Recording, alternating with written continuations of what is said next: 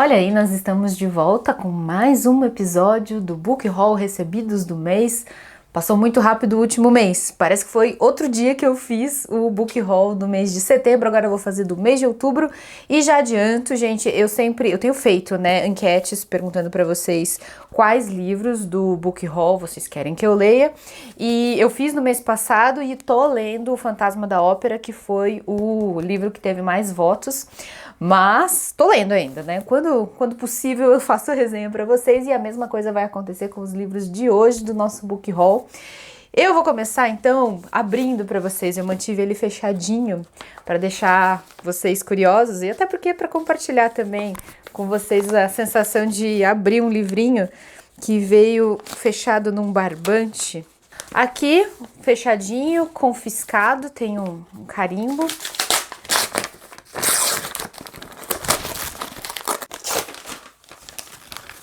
É um livro de capa dura, Os Homens que Salvavam Livros.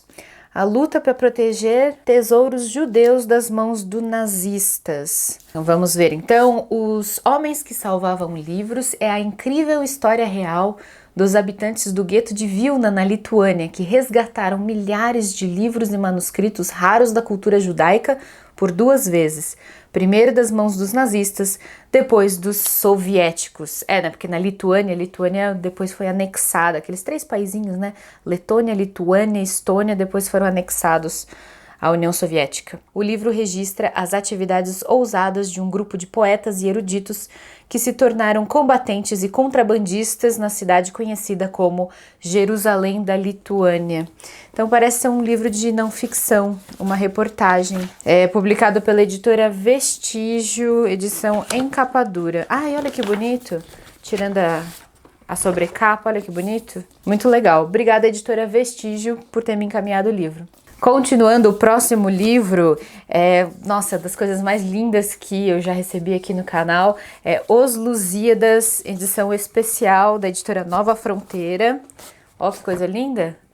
Os Lusíadas, e sim, eu comecei a ler, eu li o primeiro canto, né? São 10 cantos, e eu me lembro que na escola, a gente quando estudou, né, a poesia clássica e épica e os sonetos do Camões, a gente leu só algumas estrofes, né, dos Lusíadas. É muito difícil de entender, mesmo agora, eu tô com 29 anos já, nossa, eu tô até me esquecendo da minha idade.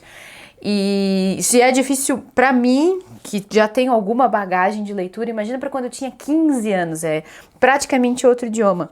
Mas essa edição, embora seja difícil de entender, ela é excelente porque ela traz as famosas notas de rodapé, traduzindo as palavras que não se compreende e as referências à mitologia clássica, que são desconhecidas por nós, né? A gente não conhece o nome de todas as ninfas da mitologia greco-romana, né? E aqui tá tudo explicadinho, de maneira que eu consegui, em meia hora, uma hora, eu li todo o primeiro canto. Eu fiquei muito orgulhosa de mim mesma entendendo. É muito legal o que Camões faz nesse livro. Ele mistura mitologia greco-romana com o ímpeto imperialista, desbravador dos mares do Império Português, que era um império cristão. Então ele consegue misturar mitologia greco-romana com cristianismo e todos os ímpetos imperialistas políticos e econômicos do Reino de Portugal. É uma peça histórica, artística, é um documento do Renascimento, é uma coisa sensacional, Os Lusíadas. Lógico que eu vou deixar exposto na minha estante essa coisa linda. Muito obrigada, é da Nova Fronteira e tem um outro livro especial que a Nova Fronteira me mandou, é uma obra da Idade Média, talvez você já tenha ouvido falar do Decamerão, do Giovanni Boccaccio. É uma obra interessantíssima que aqui está publicada na íntegra. São histórias, é um conjunto de histórias que Boccaccio escreveu. Acredita-se, né? Os historiadores acreditam que ele misturou histórias, mitologias, folclores e histórias criadas por ele mesmo e reuniu aqui nessa obra master, que foi escrita no contexto da peste negra que dizimou 1/3 da população da Europa durante a Idade Média, a porção final da Idade Média. Era uma coisa tão terrível a peste negra que, enfim, motivou uma série de crenças e histórias do apocalipse. Acreditava-se, né, que o apocalipse estava chegando. Pensa nisso. 1 em cada 3 pessoas morreu naquela época na Europa. E é exatamente dentro desse contexto que Giovanni Boccaccio reuniu um grupo de jovens e se refugiam numa caverna para tentar escapar da peste. E durante 10 dias, estes jovens contam histórias uns para os outros. Então, 10 dias, o Decameron, porque são 10 dias de histórias. E tem todo tipo de narrativa aqui. Tem histórias engraçadas, tem novelas, é assim que elas são chamadas, as histórias. Elas são, às vezes, eróticas, às vezes meio religiosas, às vezes divertidas, de aventura. E essa edição é lindíssima, maravilhosa. Isso aqui é considerado um documento da literatura ocidental, uma coisa importantíssima e também, lógico, vai ganhar um espaço de destaque na minha estante, porque é lindo demais, o Decameron. E continuando, o próximo livro, os próximos 2 livros que eu vou mostrar para vocês, foram enviados na semana passada para mim pela editora Record, que publica os 2 vencedores do Prêmio Sesc de Literatura, na categoria Romance e na categoria Contos. Então aqui nós temos Entre as Mãos, da Juliana Leite. Aliás, veja só, eu tenho falado desse livro aqui para vocês. O último vencedor do Prêmio Sesc de Literatura, Romance, foi A Última Hora, do José Almeida Júnior, que está indicado agora em 2018 na categoria Romance para o Prêmio Jabuti. Então, talvez, provavelmente, o Entre as Mãos deve ser também indicado para o Jabuti no ano que vem, pelo menos se seguir a tradição, né? E vencedor da categoria Contos, nós temos aqui As Coisas, do Tobias Carvalho. Inclusive, olha só, o texto que tem aqui atrás é escrito pelo Daniel Galera. A imensa força desse livro reside em parte no tema: as relações afetivas e sexuais de jovens homens gays em tempos de individualismo extremo, redes sociais e aplicativos de encontros. Um autor que consegue ser sensível e implacável a cada linha, imprimindo aos contos aquela rara sensação de verdade que procuramos na melhor literatura. Aqui está, vencedor do Prêmio Sesc de Literatura na categoria Contos. O próximo, bom, gente, eu acho que esse eu nem vou colocar na enquete. Eu não tenho nada contra Gisele Bündchen, mas eu não vou fazer a resenha da autobiografia de Gisele Bündchen. Não porque não mereça, mas é só porque eu não tenho curiosidade tanto assim a respeito dela. Aprendizados, minha caminhada para uma vida com mais significados. Nesse livro divido alguns aprendizados que me ajudaram a levar uma vida mais consciente e alegre, que me inspiraram a superar cada desafio que enfrentei ao longo dos anos e me trouxeram uma compreensão mais profunda de mim mesma e do mundo ao meu redor. Legal, a Gisele é uma pessoa simpática. Eu gosto sobretudo da maneira que ela atua em defesa do meio ambiente e tal. Recentemente ela até se manifestou no Twitter, né, pedindo pela não fusão dos ministérios da agricultura e do meio ambiente e tal. A Gisele é uma figura bacana e tal, só que não tenho tanta curiosidade assim a respeito dela para ler a sua autobiografia ou seu livro de memórias e ensinamentos, enfim. O próximo livro é A Morte da Verdade, da Michiko Kakutani. Eu sei que pelo nome parece ser uma autora japonesa, mas na verdade ela é americana, ela é nipo-americana, é uma resenhista de literatura do jornal New York Times. Por 40 anos ela fala sobre livros e crítica literária. É de Michiko Kakutami, vencedora do Prêmio Pulitzer, o livro que agora chega em suas mãos, A Morte da Verdade, um ensaio atualíssimo sobre a manipulação extrema de informações do governo Trump, infelizmente não exclusiva daquele presidente nem daquele país, e os possíveis caminhos a tomarmos para sobreviver a essa nova era em que, por todo lado, a subjetividade parece ter mais relevância que a realidade, a história ou os valores comuns. Bacana, interessante. Então é um ensaio sobre manipulação de informações lá nos Estados Unidos. Prosseguindo, nós temos aqui publicada pela Bestseller, que é um selo da editora Record, a biografia da Agatha Christie, com acesso irrestrito a documentos familiares e outros materiais exclusivos. Essa biografia definitiva e autorizada pela família de Agatha Christie desafia detalhes precisos sobre a vida, trabalho e relações de Agatha, criando um retrato revelador, fiel e honesto de sua personalidade.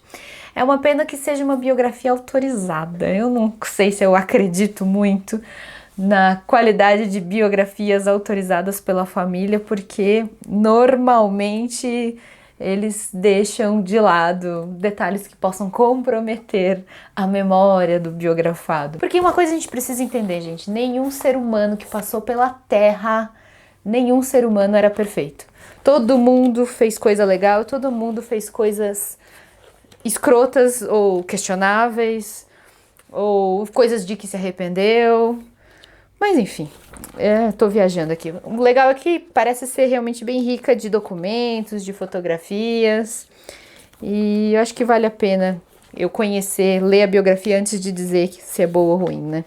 É o mínimo que a Agatha Christie merece. E agora vamos continuar com um livro, lançamento do Hank Green, que é o irmão do John Green, aquele autor da Culpa das Estrelas, do Tartarugas até lá embaixo.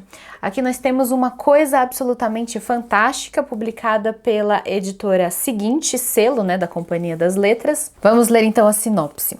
Enquanto volta para casa depois de trabalhar até a madrugada, a jovem April May esbarra numa escultura gigante. Impressionada com sua aparência, uma espécie de robô de 3 metros de altura, April chamou seu amigo Andy para gravar um vídeo e postar no YouTube. No dia seguinte, a garota acorda e descobre que há esculturas idênticas em dezenas de cidades pelo mundo, sem que ninguém saiba como foram parar lá. Por ter sido o primeiro registro, o vídeo de April viraliza e ela se vê sob os holofotes da mídia mundial. Agora, ela terá que lidar com os impactos da fama em seus relacionamentos, em sua segurança e em sua própria identidade. Tudo isso enquanto tenta descobrir o que são esses robôs e o que querem de nós. Parece ser então um Young Adult, mas com um toque assim de ficção científica, né? Aparentemente, robôs misteriosos estão dominando o mundo. Disseram, eu recebi esse livro lá no evento semestral para livreiros da Companhia das Letras, que é um estilo bastante diferente do John Green. Vamos ver se vai fazer tanto sucesso quanto o irmão famoso dele. Também nesse mesmo evento da Companhia das Letras foi legal porque estava presente o Emicida para divulgar o lançamento do primeiro livro dele, Amoras, que é um livrinho infantil, que ele escreveu inspirado na própria filha e que fala sobre identidade, fala sobre racismo. É bem bonitinho e eu gosto bastante do Emicida. Eu acompanho ele bastante naquele programa da GNT, que é o Papo de Segunda. Embora a parte musical, né, que é a mais importante, eu não conheço muito, eu não sou muito entendida de rap, de hip hop. Eu admiro tudo, mas eu confesso que eu sou uma ignorante nesse assunto e eu já vou antecipando isso, né? Antes de apresentar para vocês o livro do Racionais MCs, que é Sobrevivendo no Inferno. Como eu disse para vocês, eu não sou muito entendida de rap. É óbvio que Um Diário de um Detento, que é aquela música famosíssima do Racionais, acho que dos anos 90, essa música eu já conhecia, mas não conheço direito a discografia deles. Então esse livro é exatamente isso, são as letras e comentários, lógico, do disco Sobrevivendo no Inferno, de 1997, que vendeu mais de 1,5 milhão de cópias, agora publicados em livro, precedidos por um texto de apresentação e entremeado com fotos clássicas. Os raps dos Racionais são a imagem mais bem acabada de uma sociedade que se tornou humanamente inviável e uma tentativa radical, esteticamente brilhante, de sobreviver a elas. Agora vamos passar para os HQs. Eu recebi 3 esse mês. 2 deles são do Pipoca e Nanquim. Esse daqui, ó, deixa eu tirar, veio junto um pôster. É o Anel do Nibelungo, do P. Craig Russell, que é uma série clássica de HQ, ganhadora do prêmio Eisner, que é o mais importante prêmio mundial dos quadrinhos, e compilada aqui num único volume, porque originalmente eram várias revistinhas. O Anel do Nibelungo apresenta uma das maiores narrativas da civilização ocidental e agora um dos épicos mais explosivos da história dos quadrinhos. E vem acompanhado de diversas artes de bastidores, notas de adaptação feitas pelo artista e esboços nunca vistos. É o épico definitivo. O legal é isso, né? As edições do Pipoca e Nanquim sempre tem material extra, ó, rascunhos, material inédito que eles conseguem com o próprio autor. Eles fazem um trabalho realmente de fã de quadrinhos. E além desse, eles publicaram... Eu chamei de quadrinho, mas é porque é mais conhecido pelos quadrinhos. Mas esse aqui, o Conan o Bárbaro, é um romance. Eu acho que dos que eu já recebi do Pipoca e Nanquim é o primeiro romance deles. Normalmente eles são mais focados em quadrinhos mesmo, e veio junto também um pôster, né, com o clássico do Conan. Esse aqui já é o volume 2 dos livros que foram escritos pelo Robert E. Howard. E o que é bonito é que tem uma sobrecapa de acetato. Olha, a gente tira, tá vendo? E fica só com a ilustração mesmo, sem o texto por cima. Fica só essa coisa linda. Bem bacana. E tem um terceiro HQ, esse é quadrinho mesmo. Foi enviado pela Dark Side, é o Refugiados, da Kate Evans. Muita gente não sabe, mas há jornalismo feito em forma de quadrinhos. Os quadrinhos são uma arte super versátil, né? E ultimamente ela tem sido usada para contar histórias reais. Na cidade portuária francesa de Calais, famosa por sua histórica indústria de rendas, aliás, é por isso que o marcador de páginas desse livro é uma rendinha, tá vendo? Por isso que é uma rendinha. Então, na cidade de Calais surgiu uma outra cidade dentro da cidade que ficou conhecida como Selva, e abriga milhares de refugiados, principalmente do Oriente Médio e da África, todos esperando de alguma forma chegar ao Reino Unido. Para dentro dessa precária comunidade de contêineres e barracas, ratos e lixo, sem nenhum saneamento e segurança, a artista Kate Evans trouxe o seu caderno de rascunhos e a mente aberta. Combinando as técnicas de reportagem documental e história em quadrinhos, Evan produziu esta obra urgente e inesquecível. Muito legal, o lançamento da editora Dark Side. Vocês estão vendo que muitos desses livros aqui são ótimos presentes para vocês darem de Natal ou para vocês darem de presente para vocês mesmos na Black Friday, né, que já está começando. Aliás, fica até o anúncio, já tá tendo o esquenta da Black Friday lá no site da Amazon. Entra lá, que já tem algumas ofertas, tem livro que tá por 80% de desconto, isso é só o esquenta, então vamos já nos preparando porque vai vir coisa boa aí.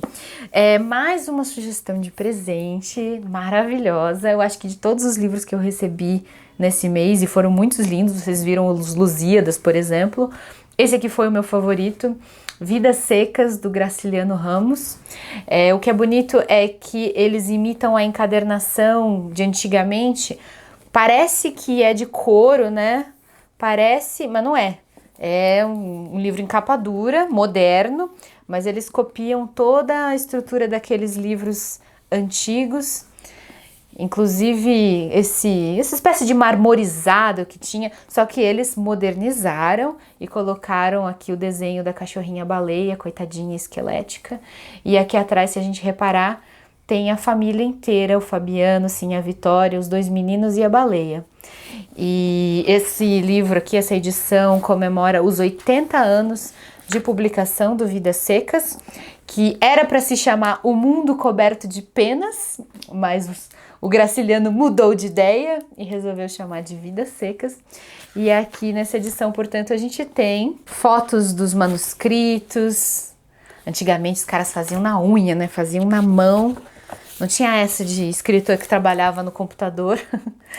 Eles faziam na mão mesmo. Inclusive, a ideia original desse livro, Graciliano teve, bom, pelo menos conta-se que ele teve na cadeia. Como ele ficou preso durante o Estado Novo, ele escreveu, inclusive tem um livro famoso dele, que é Memórias do Cárcere, e ele teve a ideia original de Vidas Secas quando estava na cadeia. É um livro que Para ele foi muito sofrido de escrever. Graciliano era muito cuidadoso com o texto e de fato alcançou a perfeição, porque na minha opinião essa é uma das maiores obras da literatura nacional. Aqui a gente tem, enviado pela editora Planeta, As Horas Vermelhas. Para que servem as mulheres? Da Leni Zumas. É uma distopia que segue a linha de O Conto da Aia. Nesse romance ferozmente imaginativo, o aborto é mais uma vez ilegal nos Estados Unidos, a fertilização in vitro é proibida e uma emenda constitucional concede direitos de vida, liberdade e propriedade a todos os embriões. Em uma pequena cidade pesqueira de Oregon, 5 mulheres muito diferentes vivem os dramas causados por essas novas imposições do governo, enquanto levantam tradicionais questionamentos relacionados à maternidade, identidade e liberdade. E agora alguns livros sobre guerreiros e heróis. Aqui a gente tem do J. Martins, A Irmandade da Cobra que Fuma, que você já ouviu falar dessa expressão naturalmente, a cobra que fuma. Talvez, erroneamente, você associe ao programa do Ratinho, mas saiba que esse era o apelido da Força Expedicionária Brasileira, os soldados brasileiros que foram lutar na Segunda Guerra Mundial. Dentro de uma desolada trincheira em Monte Castelo, na Itália, para onde foram, guerrear essa expedição, estando mortalmente ferido o oficial comandante daquela tropa, o soldado Juvenal é despertado pelos sons dos tiros e das explosões dos morteiros e pela voz inquietante do seu companheiro Pestana, responsável pelas comunicações com a Força Expedicionária Brasileira, FEB, em Nápoles, na Itália. Numa aventura épica e cheia de humor, entre sangue, balas, lobos e bombas, e falta de provisões, medicamentos e de comunicações, os soldados são conduzidos pelo desespero e esperança, onde homens mostram suas virtudes, seus medos, defeitos e sonhos, revelando os motivos pelos quais foram parar na longínqua e gelada terra italiana, às margens da até então inexpugnável Monte Castelo. Então aqui está um livro nacional, A Irmandade da Cobra que Fuma, do J. Martins, publicado pela editora Uirapuru. Aqui a gente tem também um outro romance que fala sobre guerreiros, mas esses muito anteriores aos nossos heróis da FEB. A gente tem aqui Os Portões de Fogo, do Steven Pressfield. Foi publicado pela editora Marco Polo e se trata daquela famosa história dos 300 de Esparta, que você talvez conheça por causa daquele filme, daqueles memes que foram feitos. E dizem, que é baseada em uma história real, embora, lógico, tenha virado mitologia. O rei Xerxes, da Pérsia, comanda 2 milhões de soldados para invadir e submeter a Grécia. Essa guerra existiu de verdade entre o Império Persa e a Grécia, Em uma ação suicida, uma pequena tropa de 300 temerários espartanos segue para o desfiladeiro das Termópilas para impedir o avanço do inimigo. Eles conseguem conter durante 7 dias sangrentos as tropas invasoras. Aqui está o Portões de Fogo, um romance sobre a história dos 300 de Esparta. E prosseguindo, a gente tem também aqui do Bernard Cornwell, publicado pela editora Record, Tolos Imortais. Em 1595, portanto, fim do século XVI, quase XVII, no coração da Inglaterra elisabetana, o jovem e charmoso Richard Shakespeare sonha em fazer carreira na cena teatral de Londres, um universo dominado pelo seu irmão mais velho, o ilustre dramaturgo William Shakespeare. Não sei se Shakespeare tinha um irmão, tá, gente? Não sei se isso aqui é tudo inventado ou ser baseado em fatos reais. Mas Richard não tem um tostão furado e nem o apoio do irmão, que, ao invés de o acolher, entrega-o aos cuidados de Sir Godfrey, um clérigo cruel que treina meninos tanto para encenar quanto para furtar. Porém, tendo se revelado um ator de surpreendente talento, Richard acaba conseguindo ingressar na companhia de teatro do irmão, no Theatre, representando a princípio e muito a contragosto papéis femininos. Verdade, porque antigamente, na época do Shakespeare, todos os papéis de mulheres eram representados por homens. Então imagina você, a Julieta, na cena do balcão, se declarando para Romeu, na realidade era um homem com uma ridícula peruca e fazendo uma voz fina, porque era assim o teatro na época da Inglaterra elisabetana. A relação entre os dois, no entanto, é marcada por uma tensão constante e Richard, cada vez mais à sombra da fama de William, se vê tentado a acabar em definitivo com sua lealdade fraternal, enquanto uma companhia de teatro rival faz uma oferta escusa, que poderia, no entanto, garantir a ele tudo o que seu irmão não parecia disposto a oferecer. Uma carreira de sucesso como ator, interpretando papéis masculinos. Que legal! É uma história, então, sobre a rixa dos irmãos Shakespeare, que eu repito, não sei se existiram de verdade ou se é só ficção. Bacana, esse aqui me deixou curiosa. Se algum desses livros deixou você curioso também, eu vou deixar todos os links, como sempre, aqui embaixo na descrição do vídeo. Não se esqueça de que vai acontecer a Black Friday esse mês ainda, mas já está tendo umas ofertas antecipadas. Dá uma visitada lá, o link também vai estar aqui embaixo para você conhecer. E eu também vou fazer a enquete, que está aqui na descrição também, qual desses livros você quer que eu resenhe. É só votar, pode votar em mais de um livro, tá? E aí o mais votado, como é o caso do Fantasma da Ópera, eu faço a leitura, fura a minha fila de leituras e aí em breve vocês veem a resenha por aqui. Beijo pra todo mundo, a gente se vê na sexta-feira então com mais uma resenha. Até mais!